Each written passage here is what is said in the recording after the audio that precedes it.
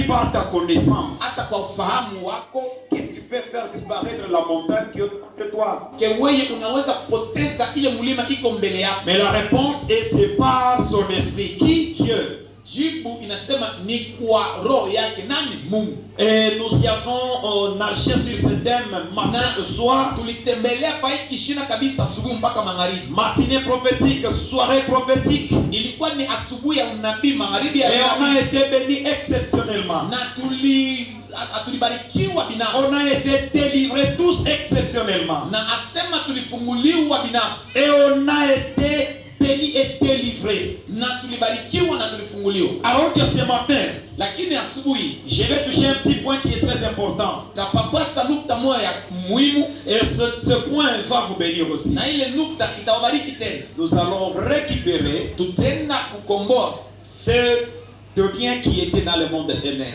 Vitu vyako vyote vilikuwa mlimwengu wa giza. Amen. Amen. Vous êtes avec moi? Sio kama mko pamoja na mimi. Ok, merci. Nous prenons d'abord notre livre, texte de base. Tuchukue kwanza kitabu yetu ya msingi. Nous sommes dans 1 Samuel chapitre 7. Samueli wa kwanza sura 7. Et le verset, on peut commencer au verset 10 si possible. Nous allons faire la lecture. Nous sommes debout. Je vous demande de vous tenir debout. On commence, on fait la lecture. Nous sommes au 10e verset. On va au 1 Samuel chapitre 7. Nous lisons. Pendant que Samuel offrait l'holocauste, le Philistin s'approchèrent pour attaquer Israël. L'Éternel fit retentir en ce jour son tonnerre sur le Philistin. Asseyez-vous et on fait continuer avec la lecture. Soulignez là-bas. L'Éternel fit retentir en ce jour son tonnerre sur le Philistin. Le mit en déroute. Ici nous sommes à Mispa. Hapa tuko pa Mitzpa. La Bible dit, Biblia inasema Israël, quand j'ai vérifié, Israël n'avait qu'un seul ennemi, c'était le Philistin qui ont pris du temps avec ce peuple. Nilianza kuchunguza maandiko, manake Israeli alikuwa na adui wake wa karibu, alikuwa ni Wafilistini. Israël commençait à adorer le dieu Baal et le dieu d'Astarté. Na bakaanza Israeli akaanza kuabudu Mungu Bali na miungu ingine, miungu geni. Si vous êtes dans les deux premières là. Na kama uko pa ile sharia ya kwanza, et la Bible dit, Biblia inasema ils adorèrent, ils étaient tous remplis, admirés dans cette adoration des idolâtries. Bote balitumbukiza beko na abudu masanamu. Dieu n'aime pas les personnes qui sont idolâtres. Mungu ashipendake batu bakuabudu masanamu. Dieu aime les personnes qui se confient à sa parole. Mungu anapendaka bale batu bakuingia kabisa mneno lake. C'est seulement pasteur Matthieu qui a compris. Mpaka pasteur Matthieu. Dieu veut assez que son peuple lui revienne pour lui rendre l'adoration. Mungu anapenda taifa yote bamurudulie juu bamwabudu. Alors là, la Bible dit, pendant que Samuel offrait l'holocauste ici, Samuel va rétablir, il va restaurer l'autel de l'Éternel. Écoutez, lorsque l'autel de l'Éternel est détruit, Dieu n'est plus avec vous. Maandiko nasema Paulo Samueli akaanza kurekebisha madogezi. Unajua Mungu anapendaka kurekebisha namna ya kumwabudu. Dieu aime les personnes qui l'adorent. Mungu anapendaka watu wa kumwabudu parce que Dieu siège au milieu de l'adoration et de la louange. Mungu anakalaka katikati ya maabudu na msifu. L'adoration est combinée avec la louange. Asema maabudu ndaka pamoja na sifa. Et à la fin de ces choses, c'est le sacrifice qui suit. Mwisho hadi bitu na sadaka sasa.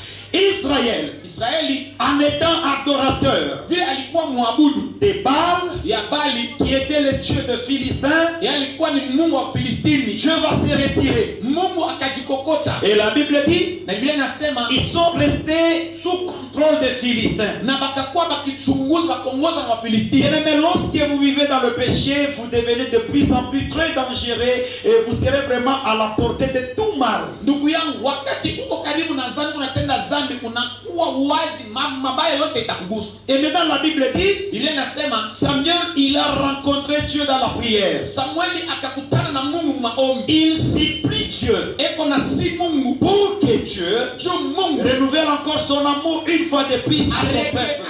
arekebishe tena upendo wake ngambo ya taifa Bien yake. avant cela, ce matin, votre pasteur a supplié Dieu pour que son amour soit renouvelé. Ile mchungaji alisi Mungu kujua Mungu arekebishe upendo wake na mweye. Pasteur Mathieu, quand je lisais, j'ai compris quelque chose dans ce verset. Wakati tunaanza kusoma mimi leo kitu kimoja muhimu ndani. Donc lorsque les hommes de Dieu s'affaiblissent, il y a un danger dans le camp. Ils vont supplier, non, ne t'étais pas, prie toujours pour nous, prie toujours pour nous. Pour quelle raison? Quand tu pries pour nous, lorsque tu intercèdes pour nous, le Philistin devenait de plus en plus faible et on les abat.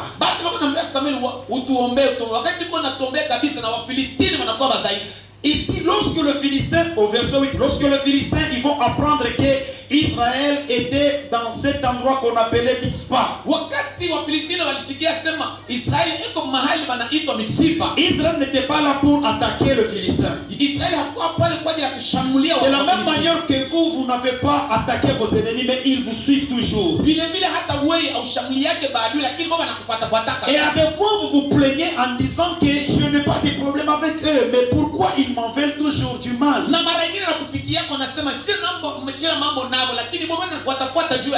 vous plaignez pas, ces combats ne vous appartiennent pas, mais les combats appartiennent à l'Éternel. Et que tout le monde peut dire Amen. Amen.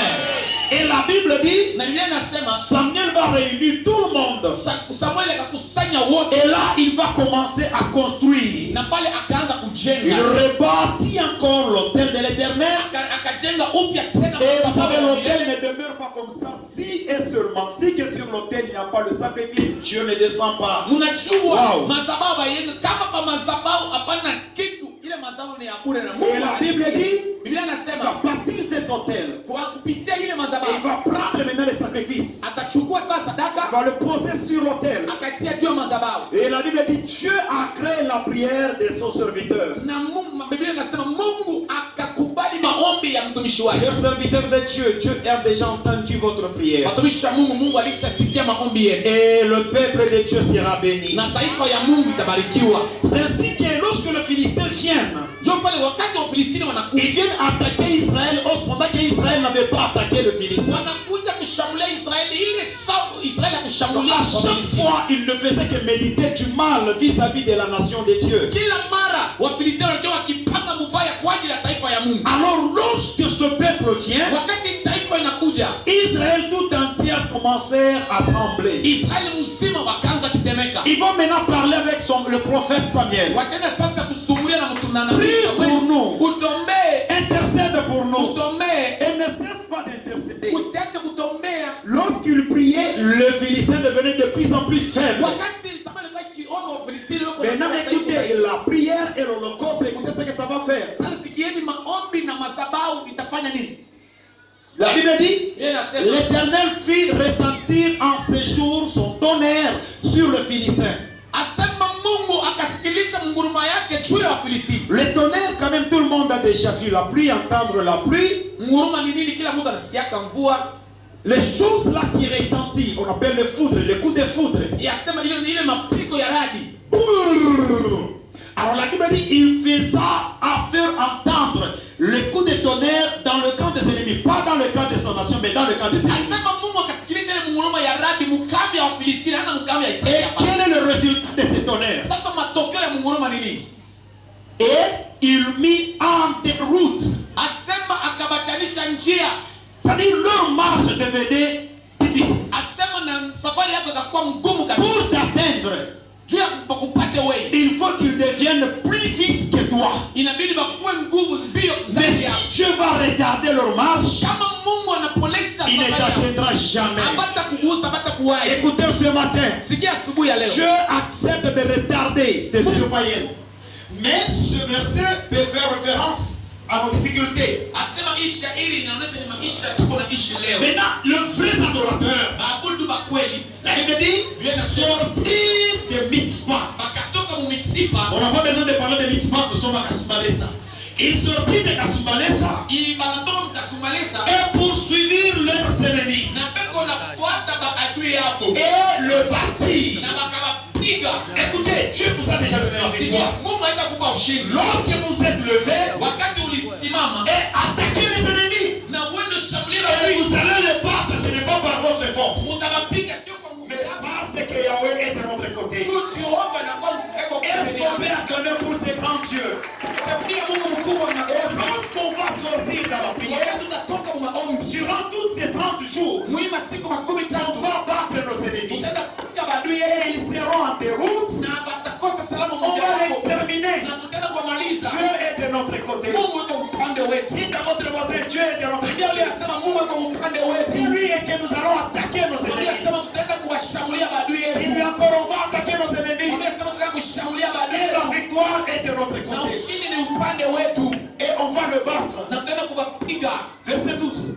Samuel prit une pierre qu'il plante entre Mitzpah et c'est ici qu'il va dire jusqu'ici. Ndio patasema mpaka sasa hivi. L'Éternel nous a secourus. Kwa milele Je vais anatuwezesha. dire Ebenezer. Ebenezer. Parle encore à ton voisin Ebenezer. Ebenezer. Et la Bible dit, Biblia inasema jusqu'ici l'Éternel nous a secourus. mpaka hapo kwa milele anatusaidia. Dieu Mungu est notre secours. ni msaada wetu. Ce n'est pas parce que tu pries beaucoup, non. Hata tuna mpaka sana pale. Mungu mmoja mmoja Et c'est le même lile Dieu qui est avec nous. Mie Mungu mmoja mmoja iko Et nasi hapa. si le Philistin Akamu wa Filistini ont été humiliés devant Israël, walipata haya mbele ya Israeli. aussi les sorciers de votre famille, Balozi ba jamaa yako. les ennemis de notre ville, Maadui ya mji yetu ils seront humiliés ce matin. watapata haya asubuhi ya Et leo. ils seront humiliés ce matin. Watapata haya asubuhi ya leo. Pas demain ou après-demain. Hata kesho au kesho Ils seront humiliés ce matin. watapata haya Parce asubuhi ya que leo. le combat ne t'appartient pas. Vita ya aina Et le yako. combat est à Yahweh Sabaoth. Vita ya Yeshua Et Sabaoth. je peux dire Yahweh Sabaoth. Yahweh Sabaoth. Encore Yahweh Sabaoth. Yahweh Sabaoth. Yahweh Sabaoth. Jehova wa vita. Ils furent humiliés. Wakapata haya. Parce que devant eux, il y avait Sabaoth, Juu mbele yangu ulikuwa Mungu wa le vita. général de guerre. Ya general wa vita. Parce qu'il savait Yahweh Shammah. Juu alichukua na Yahweh Yahweh Shammah. Shammah, il est celui qui est présent. Ni yule Jehova wa Et hapa hapa. celui qui voit mieux. Ni yule anaonaka Celui mzuri. qui voit mieux nos ennemis, Yule anaonaka mzuri on bahari. l'appelle El Roi. Wanamwita El Roi. Donc il connaît le nombre de tes ennemis ce matin. Anajua kunya badui Et yako tes siku ya ennemis leo. seront humiliés. Na badui yako watapata haya. Et le verset se poursuit. Et ils ne vinrent plus sur les territoires d'Israël. Akakubaona tena muile mtaa ya Les Israeli. ennemis ne reviendront plus dans ta maison. Badui hataingia tena mu nyumba yako. Amen. Oh. La maladie que tu as subie là ne reviendra pas. Ile magonjwa ulipata ile hatarudia tena. La Bible dit la détresse n'apparaîtra pas deux fois. Asema mateso haitaonekana mara Oh, mbili. il n'est pas avec moi. La Bible dit la détresse n'apparaîtra pas deux fois. Maana unasema mateso haitaonekana mara mbili. Et la victoire est de ton côté. Na ushindi iko kwa upande wako. Et la Bible dit ils ne revinrent plus sur le territoire Ndio d'Israël. nasema hapakuonekana tena mumutaa ya Israeli. Cette fois-ci, Hapa hivi tes ennemis ne reviendront plus badui hatarudi tena. avec le même combat. Na ile vita moja moja. Car la victoire t'appartient. Ushindi ni yako wewe. Notre territoire, c'est Kasumbalesa. Anasema mtaa yetu ni Kasumbalesa. Notre territoire, c'est la famille. Ulongo wote nchi ni Notre jamaa. territoire, c'est notre église. Mtaa yetu ni kanisa. Ce qu'on va chasser ce matin, Ile tunafuta asubuhi ya leo. ce qu'on va chasser ce matin, Ili tutaandama asubuhi ya ne leo. reviendra plus, je vous le répète. Hapatarudia tena mirudisha Car tena. notre territoire sera en sécurité. Sio mtaa yetu itakingwa. Et le verset continue. Na inaendelea. La main de l'Éternel Mkono wa milele fut contre les ennemis. ilikuwa kinyume na badui. Qui sont les ennemis? Le Philistin. Badui ni wanene wa Filistini. Pendant toute la vie de Samuel, Mu maisha yote ya Samueli. pendant que moi je serai en vie, vos ennemis ne reviendront plus dans votre vie. Wakati mimi kinariki mumushima, vita itakuwa mabaya, dua itakuwa maisha yako. J'ai mal interprété. Eh, J'ai mal interprété. Samuel n'est pas avec nous. Samuel anashi. Votre Samuel, c'est le pasteur. Samueli wenu ni mchungaji. Car c'est lui qui est en contact avec Dieu. Yeye eko mkutapatana na Mungu. Durant tout le temps de Samuel. Durant tout le temps de Samuel sur la terre, Mwakati yote ya Samueli mdunia, la main de l'Éternel wa milele mkono wa milele était sur le Philistin. ilikuwa juu kinyume ya badui ba Filistini. C'est vraiment Eh, un bon verset.